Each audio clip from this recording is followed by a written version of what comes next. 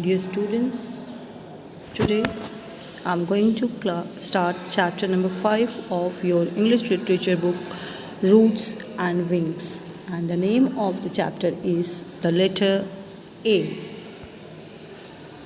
It is written by Christy Brown, who was an Irish writer, who had cerebral palsy, and he was able to write or type only with the toes of one foot. His most recognized work is his autobiography named My Left Foot. It was later made into a 1989 Academy Award winning film of the same name, starring Daniel Day-Lewis as Brown. Dear students, why the name of the chapter is the letter A? This you will come to know ahead when you go through the chapter. So let's start. Before starting this chapter, I want to tell you about two people, those who were specially abled, but then also they had overcome their physical or mental limitations, and they had done remarkable things in their life. And it's a very great achievement for a person to perform an extraordinary act, but it's so amazing when a person who is specially abled, he does something great in his life. So here we are going to know about Sudha Chandran, who was a famous dancer from Chennai. She met once with a terrible accident on one of her trips from Mumbai to Chennai, which resulted in the amputation of her right leg. That means her right leg has to be cut. Then she was given an artificial leg. But despite this, she continued her career and earned fame and name. She was the one of the great celebrity now. She is the one of the great celebrity now. Sudha Chandran has performed all over the world and has won many awards. And you all know about Helen Keller, who was an American author and a political activist and lecturer who inspired people the world over. She was the first specially able person to earn a Bachelor of Arts degree. Helen's teacher, Annie Sullivan, she taught her to communicate by spelling words on her hand because she was blind and deaf. So this is how Sullivan had taught her to read and write. She was writing the spellings on her palm, and then she used to read it. She went on to become a prolific author. Helen Keller also campaigned for many social causes like workers' rights, socialism, women's suffrage, etc.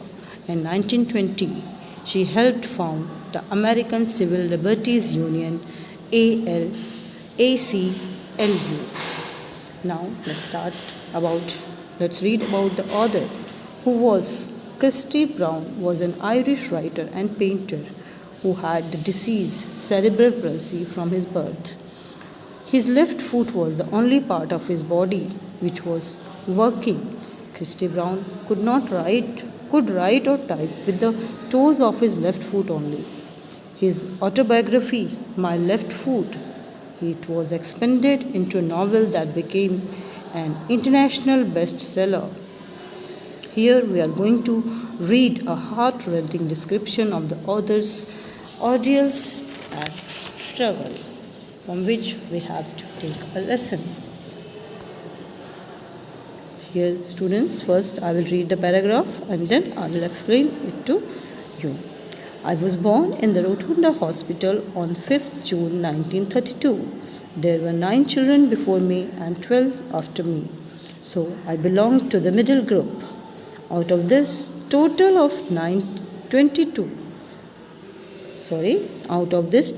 22, 17 lived but 4 died in infancy, leaving 13 of us in the family.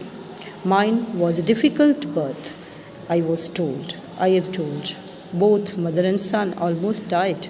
After my birth, I was kept in the hospital for a while. Here the writer says that he was born in the Rotunda Hospital on 5th June 1932. His parents had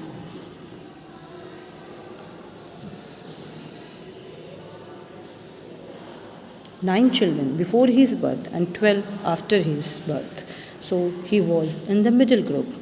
Out of this total of 22, only 17 children were left alive, but 4 died in the infancy. That means before 1 year age only they died. And 13 children were left in their family. Christy Brown's birth was a difficult birth. He was told his mother and they almost died at the time of birth. After his birth, he was kept in the hospital for some time. Next paragraph. It was mother who first saw that there was something wrong with me. I was about 4 months old at that time. She noticed that my head had a habit of falling backward. She attempted to correct this by placing her hand on the back of my neck to keep it steady. But when she took it away, back it would drop again. That was the first warning sign. Then she became aware of other defects as I got older. She saw that my hands were clenched nearly all of the time and were inclined to twine behind my back. My jaws would either lock together tightly so that it was impossible for me to open them, or they would suddenly become limp and fall loose, dragging my whole mouth to one side.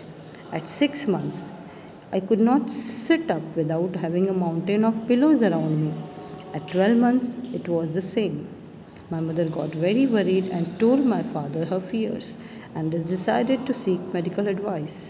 I was a little over a year old when they began to take me to hospitals and clinics. The writer says here the mother first knew that there is something wrong with Christy when he was about 4 months old. She noticed that his head had a habit of falling backward. That means his head cannot stand straight. She tried to correct this by placing her hand on the back of his neck to keep his head straight. But when she took her hand away, again his head would drop back. And this was the first warning sign for his mother. She became aware of the other defects also as Christy grew older. She saw that his hands were closed into a tight ball all of the time, and they were inclined to twine behind his back. That means they are twisted behind his back, his hand. And his jaws, they are either locked together tightly, and which made it impossible for Christy to open them, or sometimes they would suddenly become very weak and they fall loose, dragging his whole mouth to one side. And when he grew 6 months older, he could not sit up without having a mountain of pillows around him. That means always he had to take the support of pillows to sit. And at the age of 12 months, the condition was the same. His mother got very worried and told his father her fears.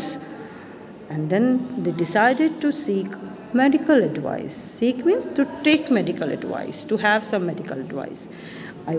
Christy was a little over a year old. He was 1 year old when they began to take him to hospitals and clinics.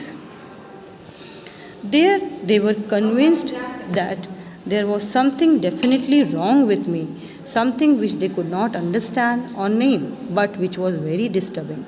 Almost every doctor who saw and examined me labeled me a hopeless case. Many told mother very gently that I was mentally defective and would remain so. They assured her that nothing could be done for me. However, my mother refused to accept this truth that I was beyond cure. She could not and would not believe that I was an imbecile, as the doctors told her. She had not a scrap of evidence to support her conviction that though my body was crippled, my mind was not. In spite of all that, the doctors and specialists told her, she would not agree.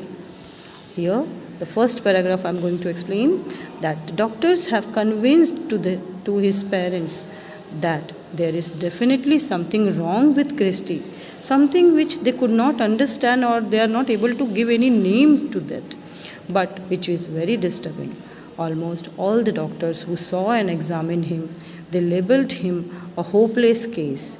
That means they have told that, yeah, this child is not going to be cured.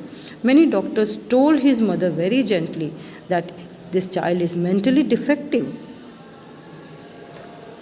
Now, and this child is mentally defective and he would remain so throughout his life. Many doctors assured her that nothing could be done for this child. However, his mother was not ready to accept this truth that he cannot be cured. She was not ready. She could not and she would not believe that this child is not having intelligence. He doesn't have any intelligence because she had not a bit of evidence to support her thought that though Christie's body was crippled, but his mind was not. She believed this thought that Christie's mind is not crippled. In spite of all that, doctors and specialists told her, she was not ready to listen to them. She would not agree with them. Next paragraph. They regarded me as just something to be fed and washed and then put away again, and not as a human. It was then that mother decided to take matters into her own hands. I was a child and therefore a part of the family. No matter how dull and incapable I might grow up to be, she was determined to treat me just like the others. That was a momentous decision as far as my my future life was concerned. It meant that I would always have my mother on my side to help me fight all the battles that were to come. So, children, here the writer says that everyone regarded Christie as just something that he is just to be fed and washed and then put away again. And they were not treating him as a human being. It was then the mother who was very disturbed. She decided to take the matters in her own hands. That means she will do something for the child. And as he was her own child, and therefore he was the part of the family, so she decided that no matter how dull and incapable he will grow up to be, she will be determined to treat him just like she is treating to other children. And that was a very, very important decision as far as his future life was concerned. And it meant that Christie would always have his mother on his side to help him fight all the battles that were to come to Christie's life. So that's all, children, how his life has changed, that we are going to know in the next part of this video. Thank you.